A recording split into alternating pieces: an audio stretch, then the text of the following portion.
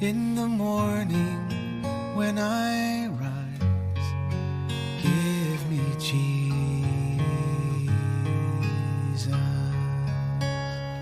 Good morning. Today we're in 1 Corinthians chapter 11, and I mainly want to talk about communion, but Paul starts the conversation in this chapter by saying this: be imitators of me just as I am of Christ. Well, can you encourage folks to follow you as you follow the Lord? You need to be able to, because Jesus follows God. Man is to follow Jesus, and woman is to follow man. But woman is to follow man as man follows Jesus. So woman, it is not a subservient relationship. Look at verses 11 and 12.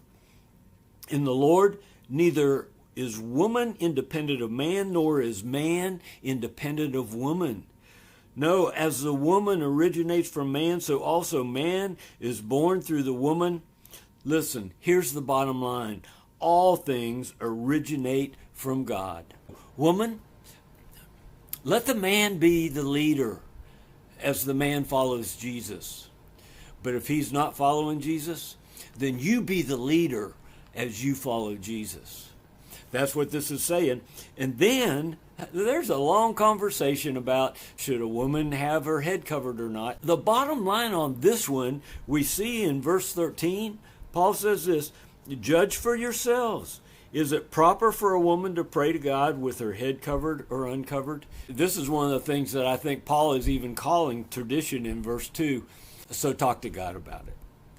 Now let's talk about communion, because there was a big problem with communion.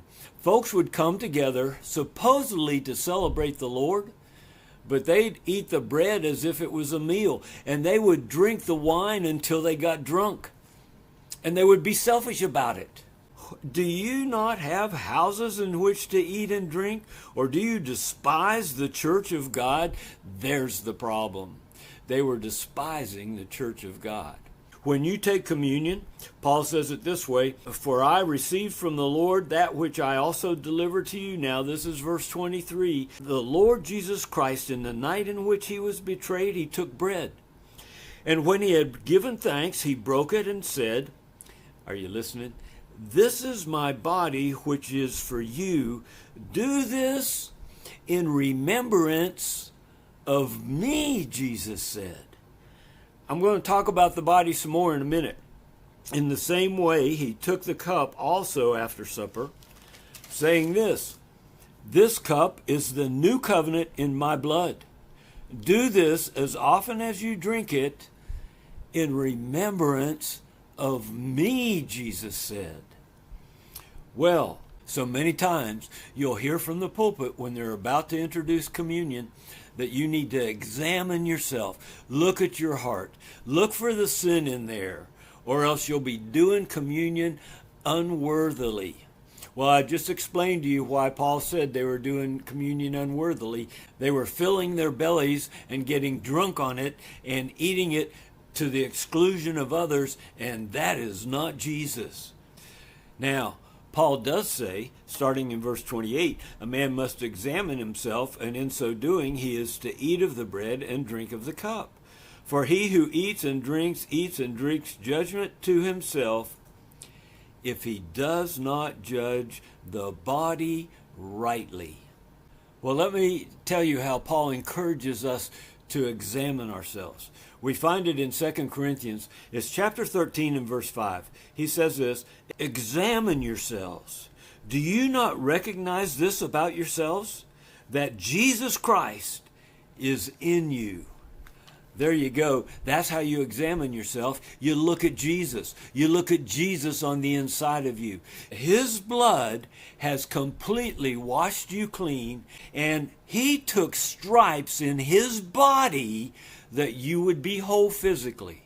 It is prophesied through the prophet Isaiah and confirmed through Peter. By the stripes in Jesus' body, we are healed. When you don't understand that, for this reason, many among you are weak and sick, and a number sleep, a number die. Paul goes on to say, If you judge yourself rightly, we will not be judged.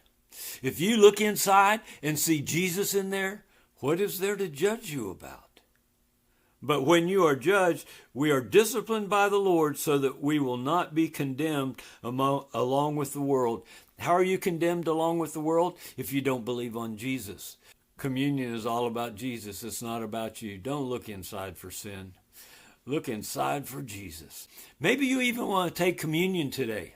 You don't have to wait for the preacher to do that. Look at Jesus on the inside and celebrate what he did in his body and what he did through his blood to set you free and make you whole. We'll talk tomorrow. God bless you. Give me Jesus. Give me Jesus. You can have all this world, but give me Jesus.